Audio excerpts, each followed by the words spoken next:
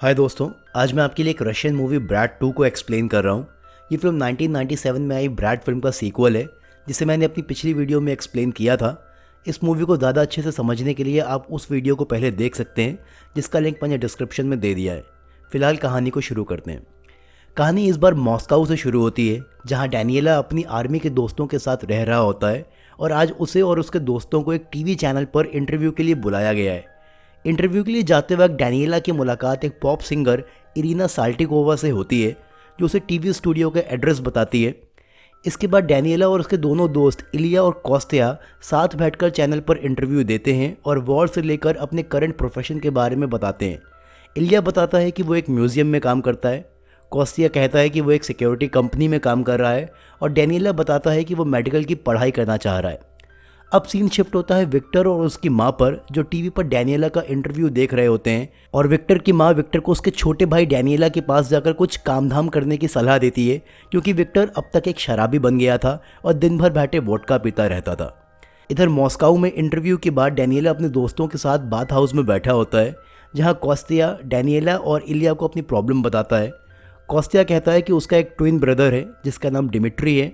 वो कहता है कि डिमिट्री एक आइस हॉकी प्लेयर है और करंटली अमेरिका में शिकागो ब्लैकहॉक्स टीम की तरफ से खेलता है, पर फिलहाल उसे एक अमेरिकन गैंगस्टर रिचर्ड मैनिस काफ़ी परेशान कर रहा है। और ऐसा इसलिए हुआ है क्योंकि एक बार डिमिट्री ने यूक्रेन में अपने home town Kyiv falcons team की तरफ से खेला था, पर इसके बाद जब उसे नेशनल हॉकी लीग से इन्विटेशन आया तो उसने अमेरिका में शिकागो टीम की तरफ से खेलना शुरू कर दिया था और यहीं पर प्रॉब्लम शुरू हो गई थी।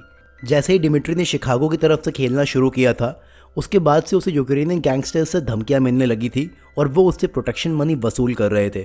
और इस टाइम पर डिमिट्री की मैनिस ने मदद की थी। डिमिट्री की इंग्लिश अच्छी नहीं थी और वो मैनिस के झांसे में फंस गया और कॉन्ट्रैक्ट को समझ नहीं पाया, क्योंकि उसे उस टाइम कैसे भी करके यूक्रेनियन गैंगस्टर्स से पीछा छुड़वाना था। मैनिस से जो कॉन्ट्रैक्ट उससे साइन करवाया था, उसके हिसाब से डिमिट्री के ज़्यादातर पैसे मैनिस को मिलते हैं और डिमिट्री इस वजह से परेशान रहने लगा है। कॉस्टिया कहता है कि मैनिस की कल ही मेरी सिक्योरिटी कंपनी के ओनर बेल्किन के साथ एक मीटिंग है, जिसमें ये कोई इंटरनेशनल डील करने वाले हैं और मैं बेल्किन से इस बारे में बात करूंगा। अब इसी टाइम पर डैनियला को इरिना का फ़ोन आ जाता है। उसने टीवी स्टूडियो में फ़ोन करके उसका नंबर ले लिया था और डैनियला उससे मिलने उसके घर पर चला जाता है। इसके अगले दिन कॉस्टिया अपने मालिक बेल्किन से मिलता है और उसे डिमिट्री का पूरा केस बताकर उसमें उसकी मदद मांगता है और बेल्किन उससे प्रॉमिस करता है कि वो मैनिस से बात करेगा। अब इसके बाद जब मैनिस और बेल्किन की मीटिंग होती है तो उसमें बेल्किन उससे डिमिट्री के बारे में भी बात करता है, पर मैनिस इस बारे में उससे चुप रहने के लिए कहता है। और बेल्किन के लिए भी कॉस्टिया और डिमिट्री कोई इंपॉर्टेंट लोग नहीं है, तो वो इस बात को रफा दफा कर देता है। इसके अगले दिन जब डैनियला कॉस्टिया से मिलने उसके घर पर जाता है तो वो कॉस्टिया को मरा हुआ पाता है और वो समझ जाता है कि ये ज़रूर बेल्किन या मैनिस में से किसी एक ने किया है, क्योंकि कॉस्टिया ने डिमिट्री के लिए बात ज़रूर करी होगी। डैनियला पुलिस को फ़ोन करके इस मर्डर की जानकारी दे देता है और कॉस्टिया की डायरी में से डिमिट्री का नंबर निकाल कर वहाँ से निकल जाता है। डैनियला इसके बाद जाकर इलिया से मिलता है और ये दोनों अब बेल्किन से कॉस्टिया की मौत का बदला लेना चाहते हैं। डैनियला और इलिया पहले तो ब्लैक मार्केट से सीडी खरीद कर बेल्किन के बारे में इंफॉर्मेशन निकालते हैं और इसके बाद ये लोग इलिया के एक दोस्त से मिलकर अपने काम के लिए हथियार खरीदते हैं। अब इसी टाइम पर हम देखते हैं कि विक्टर भी डैनियला से मिलने मॉस्को में आ जाता है और आकर डैनियला और इलिया से मिलता है। डैनियला और इलिया उसे कॉस्टिया की मौत का बदला लेने का प्लान बताते हैं, जिसमें विक्टर भी शामिल हो जाता है।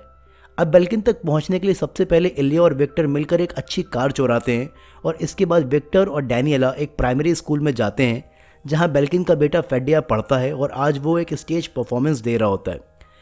फेडिया की परफॉर्मेंस खत्म होने के बाद ही डैनियला फेडिया का रशियन टीचर बनकर बेल्किन से मिलता है और उसे फेडिया के बारे में बात करने के लिए स्टाफ रूम में ले जाता है, जहाँ पहले से कोई भी नहीं होता है। डैनियला अपने साथ गन भी छुपा कर लाया होता है और अब बेल्किन को गन पॉइंट पर लेकर वो उससे पूछता है कि उसने कॉस्टिया को जान से क्यों मारा। बेल्किन काफ़ी ज़्यादा घबरा जाता है और यहाँ डैनियला से झूठ बोल देता है कि ये काम उसने नहीं बल्कि मैनिस ने किया है, जबकि ये काम बेल्किन ने ही कराया होता है। डैनियला बेल्किन से मैनिस के बारे में इन्फॉर्मेशन लेता है कि वो कौन है और क्या करता है और बेल्किन उसे बताता है कि मैनिस इलीगल धंधों का व्यापार करता है, जिसमें पोर्नोग्राफी और रियल लाइफ रेप्स की सीडीज शामिल होती हैं, जिसे वो यूएस में सप्लाई करता है। बेल्किन से इन्फॉर्मेशन मिलने के बाद डैनियला उसको जान से मारना चाहता है, पर वो ऐसा नहीं करता है क्योंकि बेल्किन का बेटा फेडिया उसे काफ़ी अच्छा लगा था और वो बेल्किन को मारकर फेडिया का बुरा नहीं करना चाहता है। इसके बाद ही डैनियला और विक्टर शिकागो में जाकर डिमिट्री की मदद करना चाहते हैं और इलिया इसमें इन दोनों के पासपोर्ट से लेकर बाकी तमाम चीज़ों का अरेंजमेंट करने लगता है। पर अब तक बेल्किन को भी मालूम चल चुका था कि इलिया डैनियला के साथ है, क्योंकि उसने टीवी पर डैनियला कॉस्टे और इलिया का वो इंटरव्यू देख लिया है और वो अपने आदमियों से डैनियला को जान से मारने के लिए कहता है। डैनियला, इलिया और विक्टर अब तक अपना पूरी प्लानिंग और हथियार इलिया के म्यूजियम में रखे हुए थे, पर अब डैनियला को समझ आ गया था कि बेल्किन के आदमी जल्द ही यहाँ पर पहुँचने वाले होंगे और बेल्किन के आदमियों के आने से पहले ही ये तीनों यहाँ से निकल जाते हैं। डैनियला यहाँ से सीधा इरिना के सेट पर पहुँचता है, जहाँ वो अपनी एक एल्बम की शूटिंग कर रही होती है, पर वो बीच में टाइम निकाल कर उससे मिलती है और उससे अपनी फ्लैट की चाबी देकर वहाँ इंतज़ार करने के लिए कहती है। इसके काफ़ी घंटों बाद जब इरिना शूटिंग खत्म करके अपनी बिल्डिंग पर पहुँचती है तो वहाँ बाहर बेल्किन के काफ़ी सारे आदमी होते हैं, क्योंकि डैनियला की चुराई हुई कार इसी बिल्डिंग के बाहर खड़ी हुई है और ये लोग डैनियला के बाहर आने का इंतज़ार कर रहे होते हैं। पर इरिना उन पर ध्यान ना देकर सीधा बिल्डिंग के अंदर चली जाती है।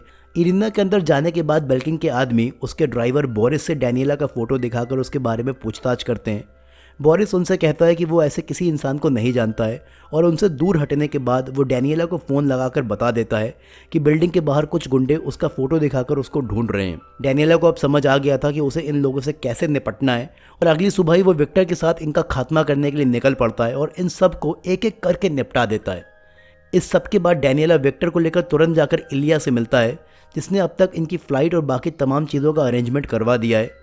दूसरी तरफ बेल्किन के भी समझ में आ गया था कि डैनियला अब ज़रूर शिकागो के लिए निकलने वाला होगा और वो एयरपोर्ट पर अपने आदमियों को खड़ा करके डैनियला को ढूंढ कर लाने के लिए कहता है।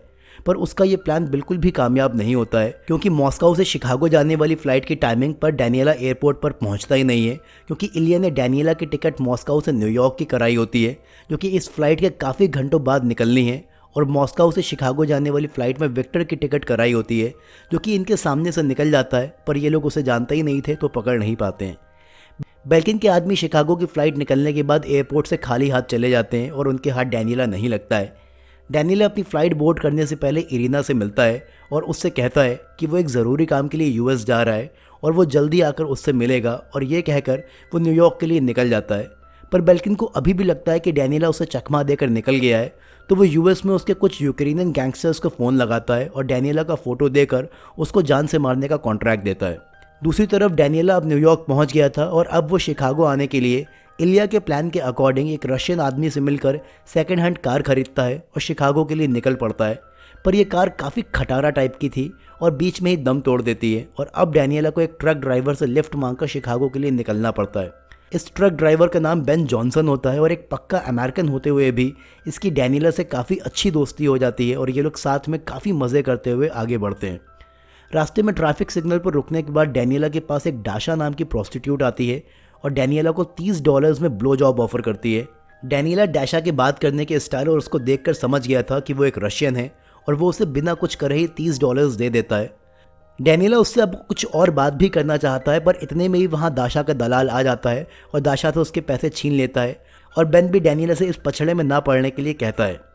अब सीन शिफ्ट होता है मॉस्को में, जहाँ अब तक बेल्किन को इरिना के बारे में मालूम चल गया था कि उसका डैनियला के साथ अफेयर है, पर वो उसे किसी भी तरह का कोई नुकसान नहीं पहुँचाता है, क्योंकि वो एक बहुत ही फेमस पॉप सिंगर है और इससे बात बिगड़ सकती है। डैनियला शिकागो पहुंचकर डिमिट्री को फ़ोन लगाता है ताकि वो उससे बात करके उसकी मदद कर सके, पर डिमिट्री उसका एक भी फ़ोन नहीं उठाता है और डैनियला के समझ में नहीं आता है कि अब वो करे तो क्या करे। और इसी टाइम पर रोड क्रॉस करते वक्त डैनियला को एक लीज़ा जेफरी नाम की न्यूज़ रिपोर्टर अपनी कार से टक्कर मार देती है, जिससे डैनियला को काफ़ी चोट आ जाती है। लीज़ा डैनियला को अपनी कार में बैठाती है और उसे सॉरी बोलते हुए हॉस्पिटल लेकर जाने लगती है, पर डैनियला उसको हॉस्पिटल ले जाने से मना कर देता है और कहता है कि वो अपना इलाज खुद कर लेगा। तो लीज़ा उसे लेकर अपने फ्लैट पर आ जाती है। यहाँ डैनियला अपने आप को फर्स्ट एड देता है और लीज़ा उसे अपने फ्लैट पर ही छोड़कर काम के लिए निकल जाती है, क्योंकि उसको उसके काम के लिए देर हो रही होती है। इसके बाद शाम में जब लीज़ा घर आती है तो वो डैनियला को शर्टलेस सोता हुआ देखती है। वो उसके पास जाकर उसके घाव देख रही होती है और इतने में ही डैनियला की आँख खुल जाती है और डैनियला भाई मौके का फ़ायदा उठाते हुए उसे भी अपने साथ सुला लेते हैं। इसके अगले दिन डैनियला लीज़ा के फ्लैट से चला जाता है और डिमिट्री को फ़ोन ना लगाकर पहले उस एरिया के एक बार में जाकर डैशा को बुलवाता है, जहां उसने उसे बेन के साथ देखा था। इस बार में वैसे तो सब लोग उसकी बात सुनकर हैरान हो जाते हैं, पर डाशा के दलाल का यहाँ नेटवर्क था और इसके बाद ही वो डैनियला के साथ अपने 2 चिंटुओं को लेकर उसे डाशा के पास ले जाता है। दाशा रोड के उस पार खड़ी होती है और उसके लोग डैनियला से उसके पास जाने के लिए $300 मांगते हैं। पर डैनियला यहाँ दाशा की मदद करना चाहता है, ना कि उसके साथ सेक्स करना चाहता है। वो इनको बिना पैसे दिए दाशा के पास जाने लगता है, जिससे ये लोग नाराज़ हो जाते हैं और इनके बीच में अच्छी खासी मारपीट हो जाती है और ये तीनों मिलकर डैनियला को मारते हैं। इस मारपीट में डैनियला को पुलिस उठाकर ले जाती है, क्योंकि उसको अरेस्ट करने वाले ऑफिसर का भी उन लोगों के साथ उठना बैठना था। पर पुलिस के पास डैनियला के खिलाफ कुछ भी खास नहीं होता है, तो वो उसे छोड़ देते हैं। इसके अगले दिन डैनियला मेट्रो क्लब के बाहर बैठकर मेनिस के आने की टाइमिंग नोटिस करता है, क्योंकि उसको ये बात पहले से मालूम थी कि ये मेट्रो क्लब मेनिस का ही है। और इसी बीच वो एक बार फिर से डिमिट्री को फ़ोन लगाता है और इस बार डिमिट्री उसका फ़ोन उठा लेता है और डैनियला उससे मिलने के लिए जाता है। डैनियला उसको बताता है कि मेनिस ने उसके भाई कॉस्टिया को जान से मरवा दिया है, क्योंकि उसने तुम्हारी मदद करने की कोशिश करी थी। पर तुम चिंता ना करो, तुम सिर्फ अपने स्पोर्ट पर ध्यान दो और मेनिस को लाइन पर लाने का काम मुझ पर छोड़ दो। डैनियला डिमिट्री से मेनिस के ऑफिस का एड्रेस लेता है, क्योंकि अभी तक वो सिर्फ उसके क्लब के बारे में ही जानता था। और इसके अगले दिन से ही वो अपने काम पर जुट जाता है और माचिस और दूसरी तमाम चीज़ों की मदद से एक हैंडगन बनाता है, जिससे वो अपने काम को अंजाम दे सके। अब सीन शिफ्ट होता है विक्टर पर, जो कि यूएस आने के बाद से ही अय्याश हो गया था और बस वोडका पी पी कर लड़कियों के साथ घूम रहा था। पर जिन यूक्रेनियन माफियाओं को बेल्किन ने डैनियला के बारे में बताया था, अब उन्हें विक्टर के बारे में भी मालूम चल चुका है। और आज उनमें से एक आदमी विक्टर को जान से मारने की कोशिश करता है, पर उसकी ये कोशिश बेकार जाती है और विक्टर उसको जान से मारकर यहाँ से भाग जाता है। अब सीन दोबारा से डैनियला पर शिफ्ट होता है, जो एक बार दोबारा कोशिश करके दाशा से मिलता है और इस बार वो बिना किसी इंटरप्शन के उससे अकेले में बात कर पाता है। वो दाशा से एक ऑटोमेटिक हैंडगन दिलवाने के लिए कहता है, क्योंकि वो सिर्फ यहाँ दाशा को ही जानता है, जो कि रशियन है और उसकी मदद कर सकती है। दाशा इसके लिए मान जाती है, पर वो कहती है कि उसके लिए उसको $200 चाहिए होंगे और डैनियला उसकी बात मान लेता है। दाशा इसके अगले दिन डैनियला को दो लोगों से मिलवाती है, जो डैनियला को एक ऑटोमेटिक हैंडगन दिखाते हैं जिसमें 30 बुलेट्स आ सकती हैं। और डैनियला यहाँ अपना खेल खेलता है और उसने जो खुद से हैंडगन बनाई होती है, जो कि ऑटोमेटिक नहीं थी बल्कि बस एक काम चलाऊ पिस्टल टाइप की थी, वो उससे इनमें से एक आदमी के मुंह पर शूट कर देता है और वो ऑटोमेटिक हैंडगन उनसे छीन कर दाशा को लेकर उसके घर पर चला जाता है। डैनियला यहाँ दाशा से उसके कपड़े से लेकर बाकी सामान पैक करवा रहा होता है, ताकि वो उसको इस धंधे से बाहर ले जा सके। पर तभी यहाँ पर दाशा के दलाल और उसके साथी पहुँच जाते हैं और डैनियला उस ऑटोमेटिक हैंडगन से, जो कि उसने दाशा की मदद से ली है, इन सबको शूट करके दाशा को लेकर यहाँ से भागने लगता है। इसी बीच में विक्टर भी आकर डैनियला से मिलता है और ये तीनों अपने काम के लिए साथ में हो जाते हैं। यहाँ दाशा इन्हें बताती है कि कैसे वो पढ़ाई करने के लिए यूएस आई थी, पर नशे की आदत और गलत संगत की वजह से वो इस प्रोस्टिट्यूशन ट्रैप में फंस गई थी और कभी यहाँ से बाहर नहीं निकल पाई थी। इसके अगले दिन ही डैनियला मेनिस के मेट्रो क्लब में जाता है और मेनिस को ढूंढ रहा होता है, पर मेनिस आज यहाँ पर नहीं था। डैनियला को लगता है कि वो काफ़ी मुश्किल से हैंडगन छुपाकर अंदर लाया है और अगर कल उसे दोबारा यहाँ पर आना हुआ तो उसके लिए उसे दोबारा हैंडगन लानी होगी और शायद वो पकड़ा जा सकता है। तो वो वॉशरूम में जाकर गन को एक पॉलीथीन में लपेटकर फ्लैश टैंक के अंदर रख देता है और अब क्लब से चला जाता है। इसी टाइम सीन मेनिस पर शिफ्ट होता है, जिसको बेल्किन की तरफ से वार्न कर दिया जाता है कि डैनियला और विक्टर नाम के दो शख्स उसकी तलाश में शिकागो पहुंच चुके हैं। डैनियला इसके अगले दिन मेनिस के ऑफिस भी जाता है और उससे मिलने के लिए कहता है, पर रिसेप्शनिस्ट जैसे ही उससे उसका नाम पूछती है तो वो वहाँ से चला जाता है और अब उसके काम में दाशा उसकी मदद करती है। दाशा ने मेनिस के घर का नंबर कहीं से निकाल लिया होता है और उस पर फ़ोन करके वो ये मालूम कर लेती है कि डेनिस अभी मेट्रो क्लब में है।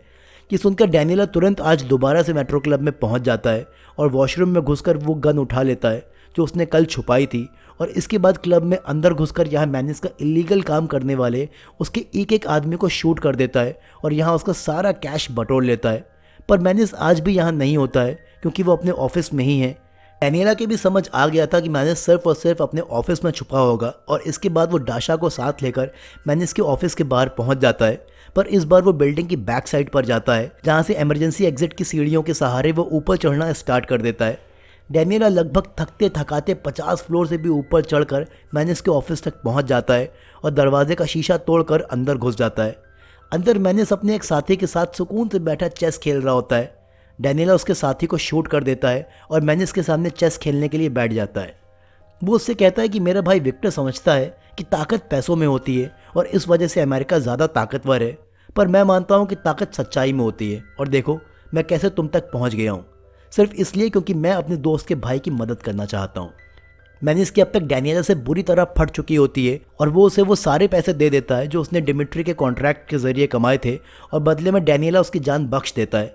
इसके बाद डैनियला डिमिट्री से मिलकर उसको ये सारे पैसे दे देता है और उससे कहता है कि अब वो बेझिझक मैनिस का नाम कॉन्ट्रैक्ट से हटवा ले और अपना नाम डलवाए ताकि सारे पैसे उसके अकाउंट में आना शुरू हो जाए। अब सीन शिफ्ट होता है विक्टर के ऊपर, जो कि एक बिल्डिंग के अंदर छुपा होता है और पुलिस उसे बिल्डिंग के बाहर घेरे खड़ी होती है और उससे बाहर आने के लिए कह रही होती है। दरअसल विक्टर ने कल रात ही यहाँ इस बिल्डिंग में घुसकर उन सारे यूक्रेनियन गैंगस्टर्स को मार दिया होता है जो उसके और डैनियला के पीछे पड़े हुए थे। इसी टाइम पर डैनियला भी यहाँ पर डैशा के साथ पहुँच जाता है और वो देखता है कि पुलिस ने विक्टर को गिरफ्तार कर लिया है और वो उसे गाड़ी में बैठाकर अपने साथ लेकर जा रहे होते हैं। और विक्टर उनसे भी यही कह रहा होता है कि अब वो यूएस में ही रहने वाला है क्योंकि ये कंट्री उसे काफ़ी पसंद आई और बहुत ताकतवर है। डैनियला इसके बाद डाशा को लेकर लीजा के घर पर पहुंचता है और यहाँ वो अपने हाल ही में बने दोस्त बेन को फ़ोन मिलाता है और उसे एयरपोर्ट तक पहुंचाने के लिए कहता है क्योंकि अब तक पुलिस भी उसके पीछे लग गई थी और उसे कैसे भी करके डाशा के साथ एयरपोर्ट तक पहुंचना था। बेन यहाँ वाकई अपनी दोस्ती निभाता है और डैनियला और डाशा अपनी वेशभूषा बदलकर एयरपोर्ट तक पहुँच जाते हैं। डैनियला बेन को उसकी दोस्ती के लिए शुक्रिया बोलता है और तुरंत एयरपोर्ट के अंदर एंट्री करके मॉस्को की फ़्लाइट के लिए दाशा के साथ भागता है। एयरपोर्ट इमिग्रेशन ऑफिसर डैनियला को तो कुछ नहीं बोलता है, पर वो दाशा का पासपोर्ट देखकर उसको कहता है कि उसका वीज़ा काफ़ी साल पहले एक्सपायर हो गया है और उसने इमिग्रेशन लॉ तोड़ दिया है जिससे अब वो कभी भी यूएस दोबारा नहीं आ सकती। इस पर दाशा उसको मिडिल फिंगर दिखाते हुए प्लेन बोर्ड करने के लिए निकल जाती है, यानी कि बहुत ही मुश्किल से यहाँ से वो वापस भाग पा रही है और वो भूल कर भी इस कंट्री में वापस नहीं आने वाली है। इसके बाद ही डैनियला और दाशा अपनी फ़्लाइट बोर्ड करके मॉस्को के लिए निकल जाते हैं और इसी के साथ ब्रैड 2 की कहानी भी यहीं पर ख़त्म हो जाती है। वीडियो पसंद आया हो तो आप वीडियो को लाइक करिए, चैनल को सब्सक्राइब करिए, बेल आइकन दबाना बिल्कुल ना भूलिएगा। फिर मिलता हूँ आपसे एक ज़बरदस्त फिल्म की कहानी के साथ। तब तक आप लोग अपना ख्याल रखिए। Good bye.